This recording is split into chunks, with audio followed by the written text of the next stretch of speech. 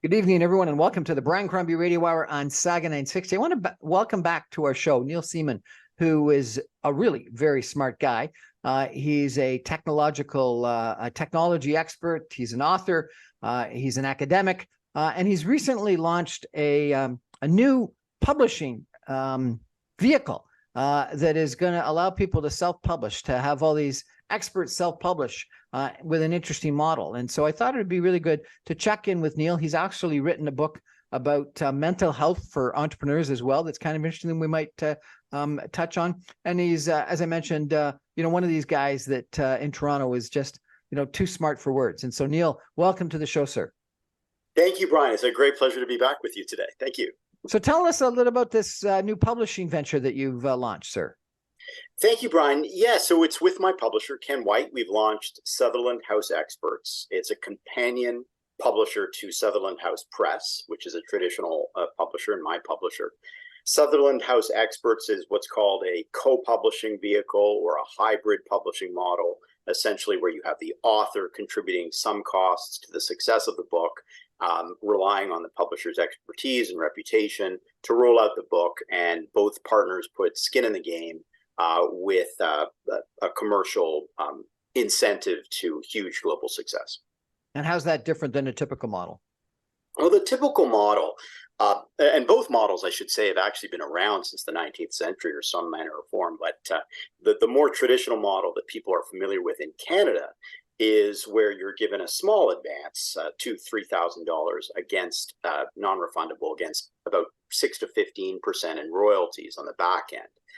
And so what this different model is where you put in money. There's a installment up front, installment at the end. The second installment goes down if both you and the publisher are successful on pre-orders and other milestones. But on the upside, you fare really well. You get at least a 60% profit share under our model. And there are similar models like us out there. 60% profit share versus next to nothing. Yeah, the current model is really irretrievably broken, and I don't think you're going to find anybody in the publishing industry who disagrees with that. So what's been interesting is there's been a lot of talk about this in the publishing industry in Canada, but not much movement. And so here we are, we're making movement. So really, you have a model under the traditional model that's not really fair to the authors. It's not really fair to the publishers, and it's not really fair to the book reading public, because you have a very small group of people. I call them the book publicity cartel, the Amazon big tech algorithms that define which books are going to be important or popular that year. And that's just not how it should work, right? We need to be fair to authors. I believe that authors are the quintessential entrepreneurs. I've written a book, as you know, about entrepreneurs and entrepreneurial mental health. And in my journeys, I got to tell you, I can think of no other class of individuals than authors who really exemplify everything that entrepreneurialism is all about. So we need to treat them like entrepreneurs. And the more that we do, the more they succeed, the more we succeed. Now, compare those two models with self-publishing, if you could. Yeah, self-publishing has been around for a while. You're lucky. Look, if you sell 250 books, you're killing it with self-publishing. Now, within the self-publishing, or what's often referred to sometimes as vanity publishing, there's a range, right? You can outsource it and get some beautiful artwork and really do well, and it can meet your needs. If your needs are having that book so you can use it as a kind of business card when you're out at a conference, that can be good enough. But it certainly doesn't give you the reputational benefit. It doesn't get you on the podcast tours, the marketing, the publicity, the book reviews, the distribution, and the beauty, the physical beauty. I'm a big believer in the importance of print and design and expertise around the physical beauty of a book. What is a bestseller in Canada, by the way? Numbers wise, it's I don't want to be quoted on this because I think I had it.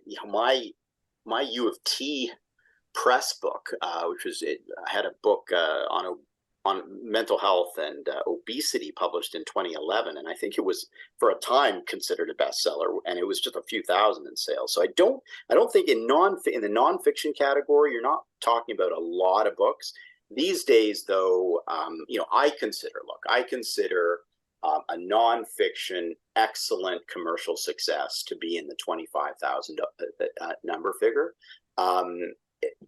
These numbers don't necessarily match what an author wants. Some authors want to sell a lot of books. That's great. Other authors want to achieve certain things, a legacy, educating an audience. They want to be on a tour. Maybe they're an expert in a narrow field, but they want their voice to be amplified, so they're on a larger stage. Maybe they want to bring attention to a cause, like I did with my book on entrepreneurial mental health, and have a number of discussions and conversations around that internationally. So, numbers are important, selling books are important, but I got to tell you, Brian, most of the authors that I know these days and meet these days, they have other goals that are at least as important as selling books when they're writing a book. If people want to check out the opportunity to actually publish a book via your program, how do they best do that? Have you got a website? Yeah, they can Google me or go to my website, or so it's sutherlandhouseexperts.com. You can also go to sutherlandhousebooks.com, which is the main imprint to learn about both. And we have a submissions form. We're getting a lot of really interesting submissions. I've been talking to extraordinary number of diverse authors on everything under the sun. There's a lot of people with books in them itching to get out. People who have already spent money, by the way, I should say, on books, and agents and things like that they don't necessarily need. And I'm happy to say we've signed up some extraordinary authors. Awesome. We're going to take a break for some messages and come back in just 2 minutes with Neil Seeman. We're going to ask a little bit about his two books, entrepreneurship and mental health. And I think you said entrepreneurship and obesity. Sounds really quite interesting. And a little bit about what Neil thinks about books and books publishing, the media, etc. Where's it going to go in the future? Stay with us, everyone. Back in 2 minutes.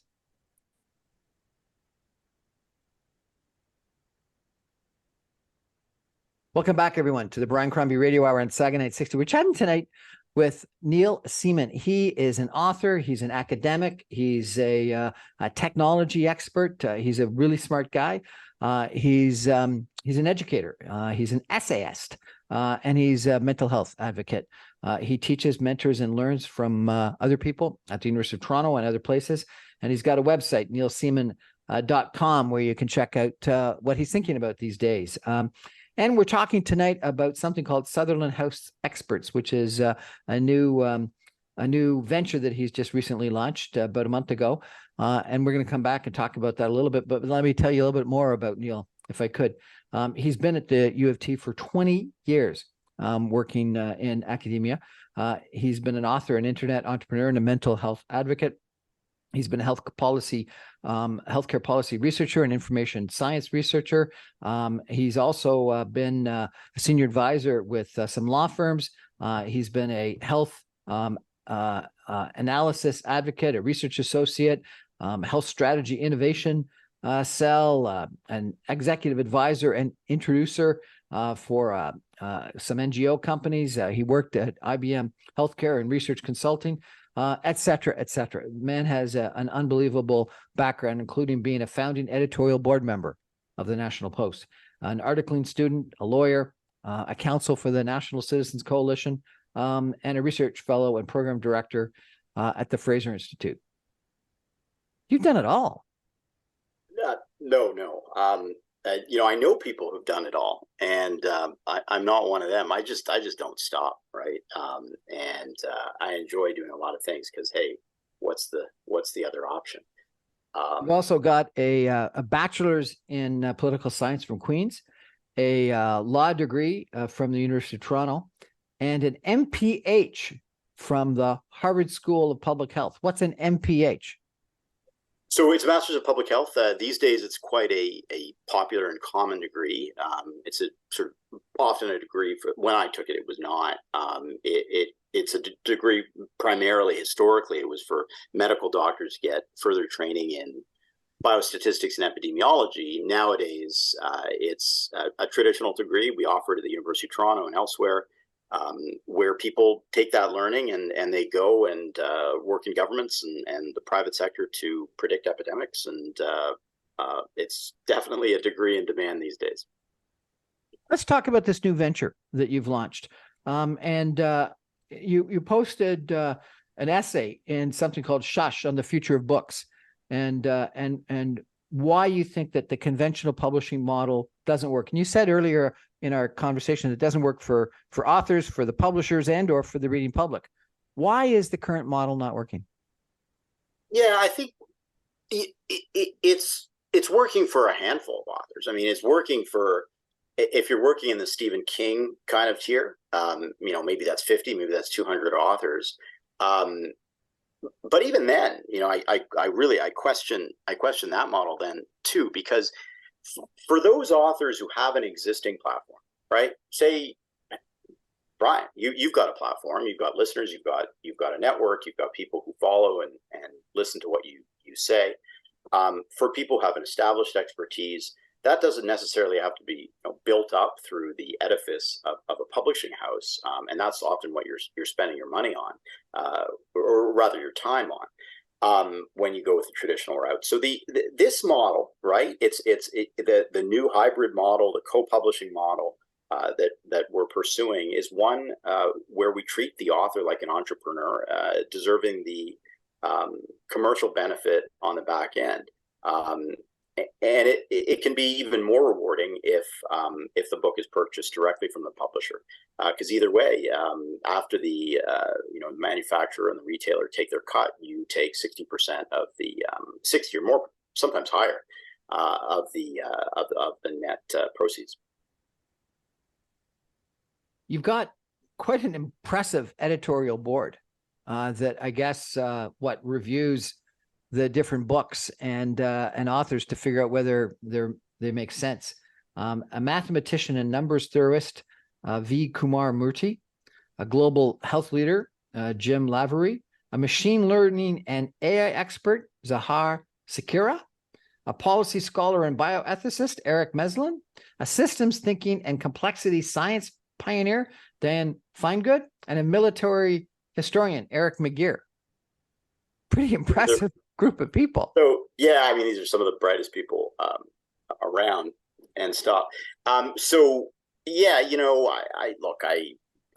these are interdisciplinary and polymaths. I have the I guess really the benefit of having coursed through, having been a public company CEO, really serving a whole range of different clients in the university and NGO and commercial sectors. I've just gotten to know a lot of smart people and interesting people. I'd say, more important than IQ is just curiosity and passion, right? And at the end of the day, the decision over which authors to publish is a subjective decision. It's inherently subjective. Something that grabs me will not necessarily grab another publisher. But yes, you need to be surrounded by a group of people who can challenge your thinking, much like you'd want to have in a board environment in any business. You quote somebody who says an interesting comment. This is Alexandra Andrews, who I guess has written in a book called Who is Ma Dixon? The only place she had ever gotten a sense of the world's beauty and magnitude was in books.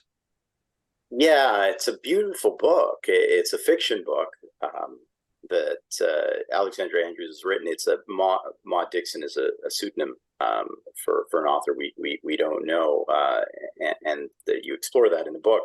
But Florence is her editorial assistant, and Florence is she's the chief character in the book, and she. Yeah, she that's where she finds beauty is in books. There's something about books that makes it very different, makes them very different from op-eds or social media posts, or other forms of media that provide enduring, lasting meaning for readers and especially for ideas. There is a reason why the greatest ideas in history have come through the vehicle of books. A book is an opportunity to really expand upon an idea, which you cannot do otherwise, and in a short article, generally. And the book holds it holds a certain salience across cultures, across generations, and we're never going to lose that. We're going to take a break for some messages and come back with Neil Seeman in just 2 minutes. I'm going to talk a little bit about some of his ideas in regards to books, experts, universities, technology, and the like. Stay with us, everyone. Back in 2 minutes. God,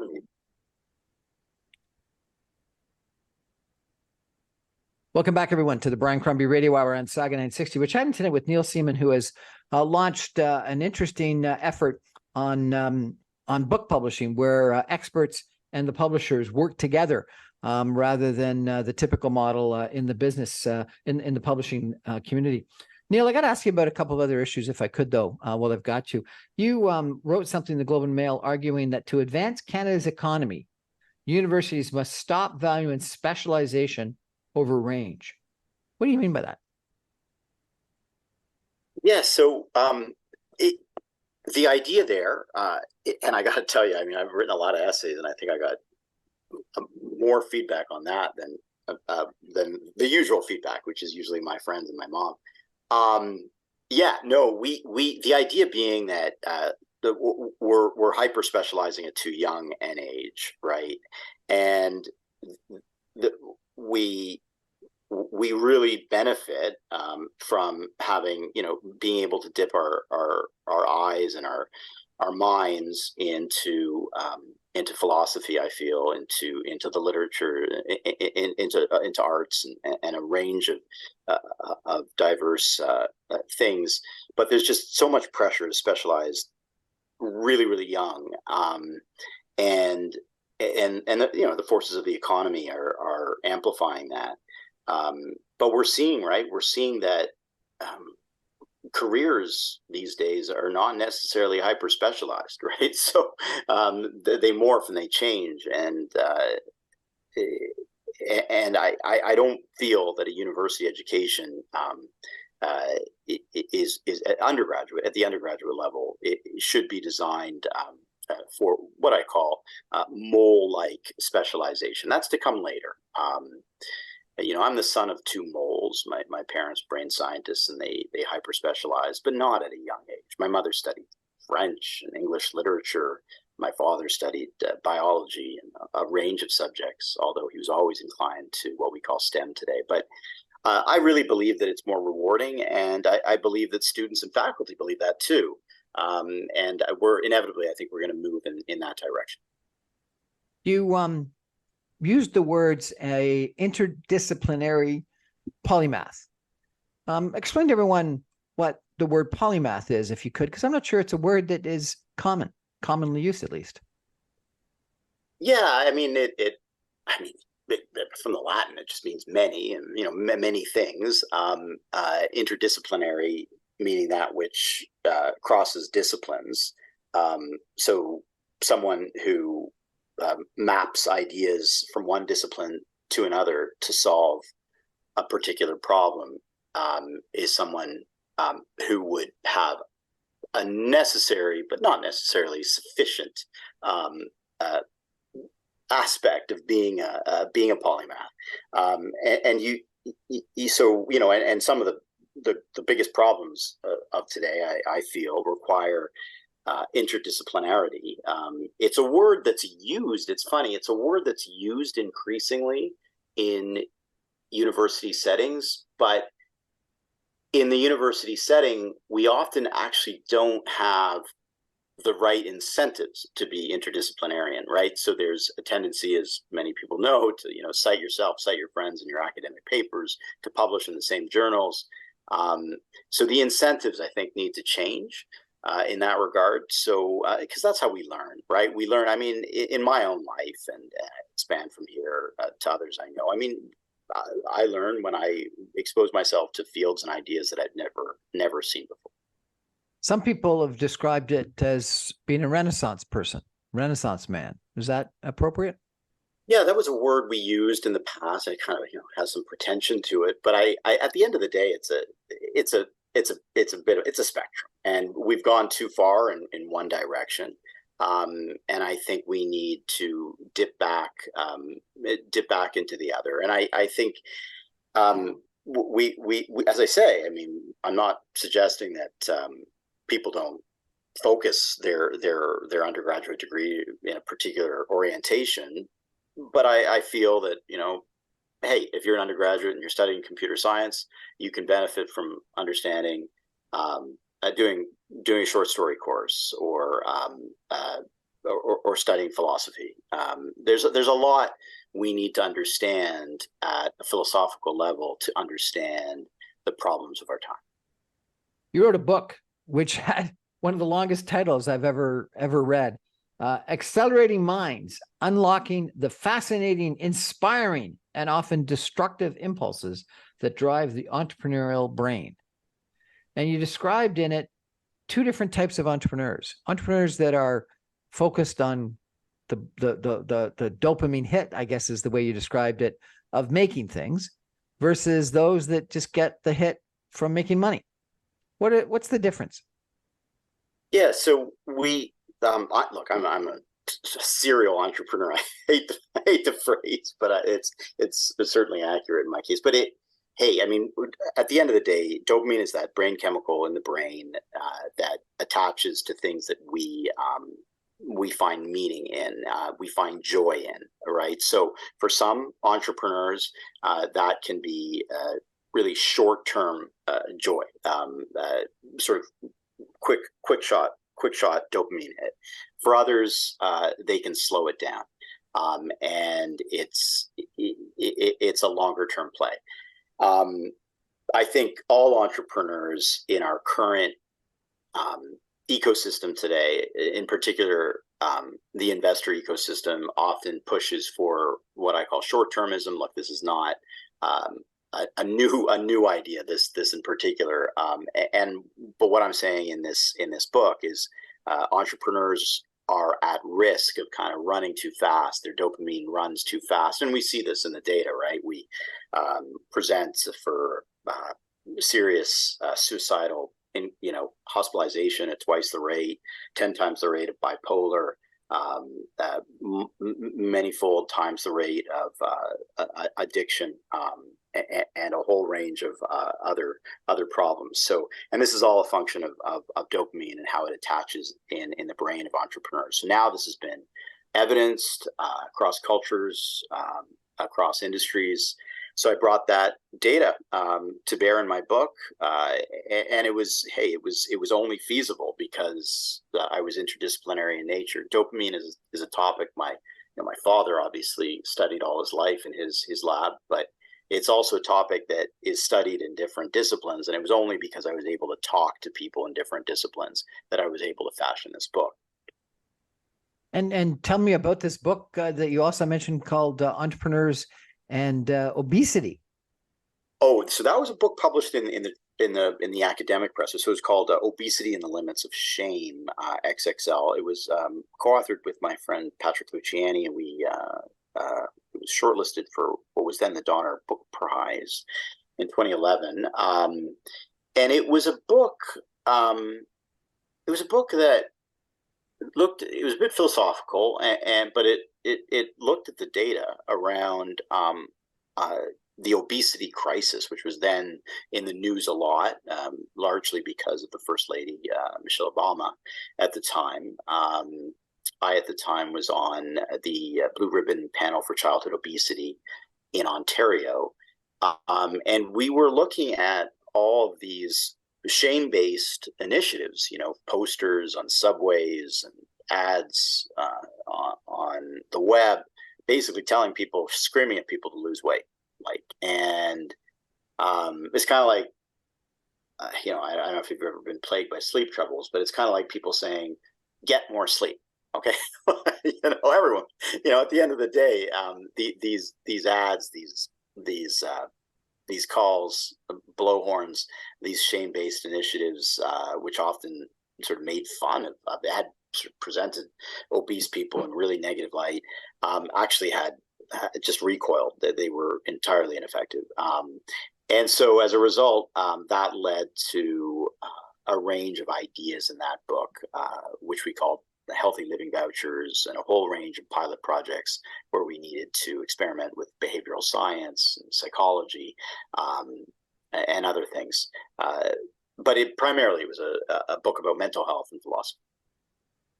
You really, are a polymath, interested in mental health, interested in technology, interested in publishing. I'm Really interested fascinating in everything. background.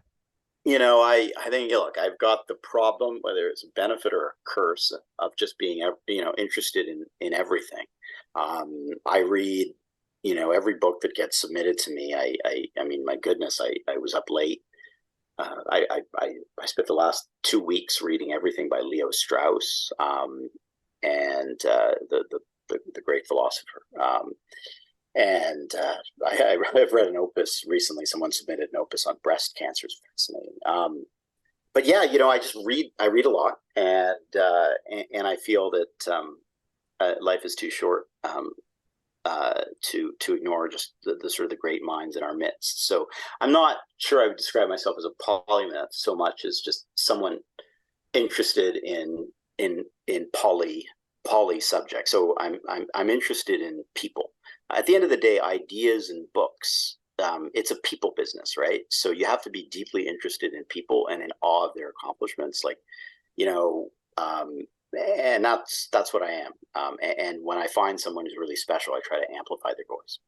But it's primarily nonfiction, not fiction? Yeah, it's nonfiction. That's our and people have been asking me about the fiction piece of it. I don't. That's not for now. But nonfiction is our focus. I heard this great description of one of the best ways to develop empathy. Was through reading fiction and living through stories and books, other people's lives. And, if you couldn't actually live in other people's lives and follow their footsteps so that you really experienced what they were encountering day in and day out and thinking day in and day out, the next best thing was to actually read about it. And I've had those examples where you're so into a book, you just don't want to put it down. You want to know what's going to happen. And then once it's over, you're, oh my God, it's over. I want to get back in and have it keep on going. But nonfiction books can be like that as well. If someone has a good way of explaining an idea and explaining a story and why it's important. Yeah. And especially if the author puts themselves into the book, and that's what we want with Sutherland House experts, and the authors thus far are going to do that, is at the end of the day, relatable memoirs, inserting yourself, what motivated you to get into XYZ industry. We had one author announce publicly that he's with us, Eldon Spurkerhoff, and he's a sort of a tech guru, and he's motivated by educating the next generation of tech wonderkins about not making some of the mistakes he feels that he made, despite him having achieved extraordinary commercial success. But those relatable personal memoirs in the nonfiction category, I think those are only going to become more important in the era of ChatGPT. I mean, that's something that cannot be replicated by technology. So that really excites me, both commercially and personally. Remind us again what the name of the publishing effort is and how people can check it out. Thanks, Brian. It's Sutherland House Experts. So you can just Google it, sutherlandhouseexperts.com, or you can come to my website, neilseeman.com, or hit me up on LinkedIn to find out more. We're going to take a break, a final break for some messages. And Neil is also a poet. And so I'm going to ask him after the break if he would be interested in reading a really compelling poem that he's written. Stay with us, everyone. Back in 2 minutes.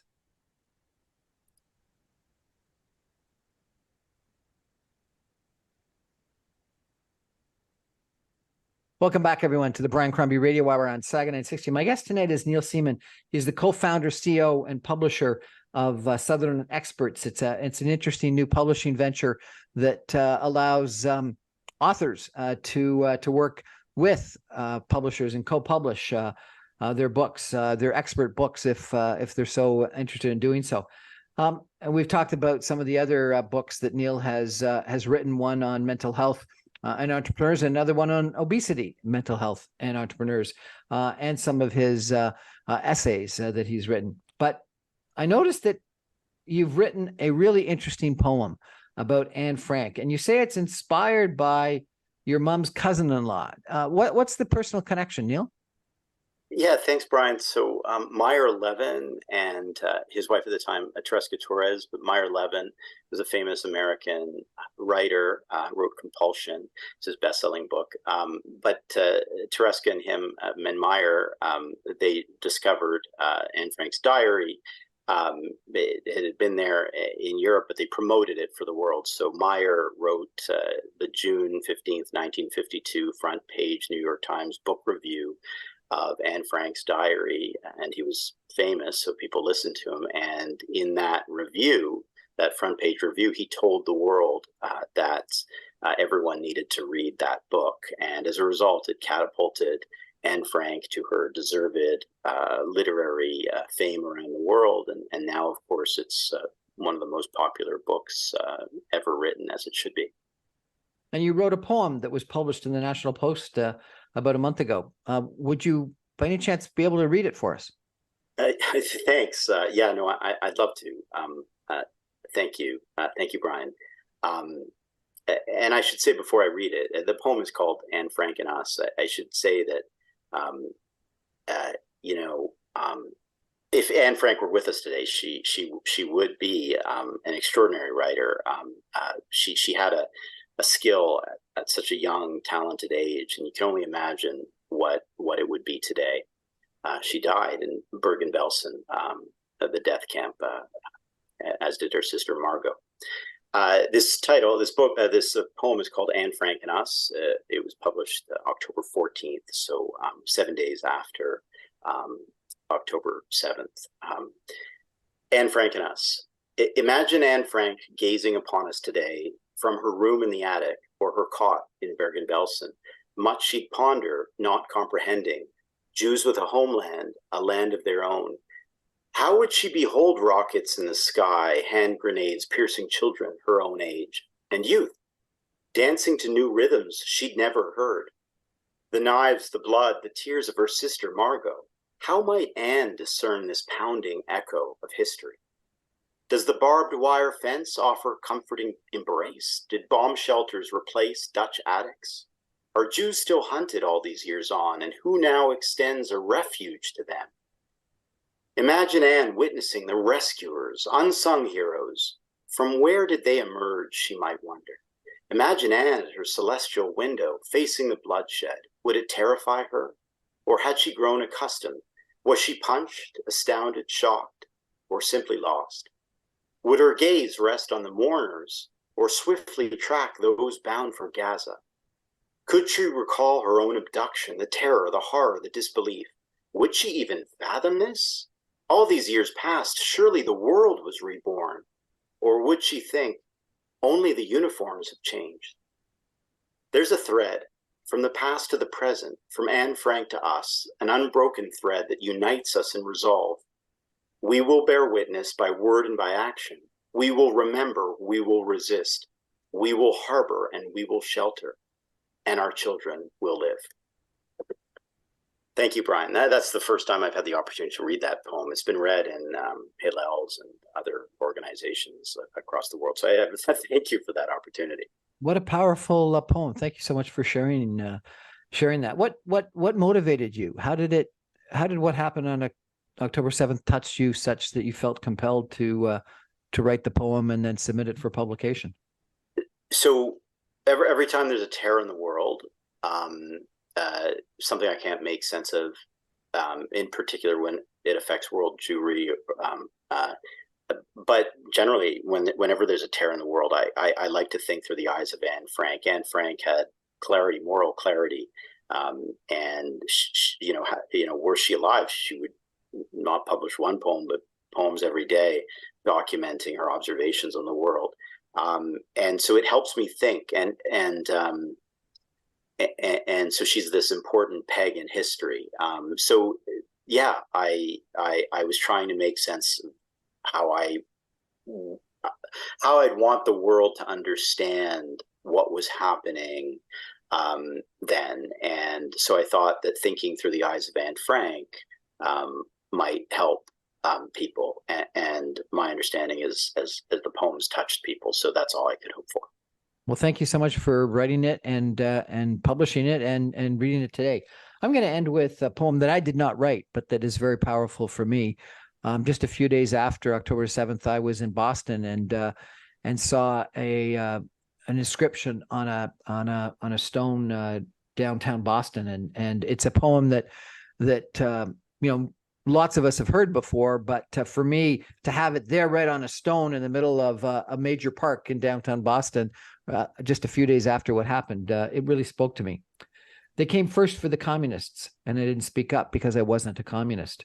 Then they came for the Jews, and I didn't speak up because I wasn't a Jew. Then they came for the trade unionists, and I didn't speak up because I wasn't a trade unionist. Then they came for the Catholics, and I didn't speak up because I was a Protestant. Then they came for me. And by that time, no one was left to speak up. Thank you so much, Neil, for joining us tonight and telling us about publishing, telling us about your books, telling us about your articles, and for reading the poem. Really appreciate it. Thank you, Brian. Wow, it's been a really, really wonderful experience. I always enjoy learning from you. So yeah, thank you. And thank you to your guests. That's our show for tonight, everyone. Thank you for joining us. I remind you, I'm on every Monday through Friday at 6 o'clock on 960 AM. You can stream me online at www.saga960am.ca. All my podcasts and videocasts are available on my website, briancrombie.com. Good night, everybody. Good night, Neil. Thank you. Oh, yeah. Thank you, Brian. Brian, I got to ask you one.